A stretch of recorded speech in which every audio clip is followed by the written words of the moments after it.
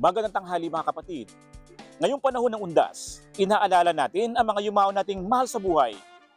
Meron bang naiwang remembrance yung mga pumanaw nyong mahal sa buhay na hanggang ngayon ay tinatago nyo pa at bakit? Tara, samahan nyo ako at magtatanong tayo dito. Ang kanyang mga naiwan pong mga damit, mga ano po, yung mga pagpaalala yun sa amin na ganun. 20 years na po yata. Wala kasi ako doon. Hindi ko naman. Ano po, na-miss ko po siya kasi sobrang bait kasi niya sa akin. Binili niya sa akin na damit, tapos binili niya sa akin higaw, yun. Yung sa akin po, yung sa papa ko.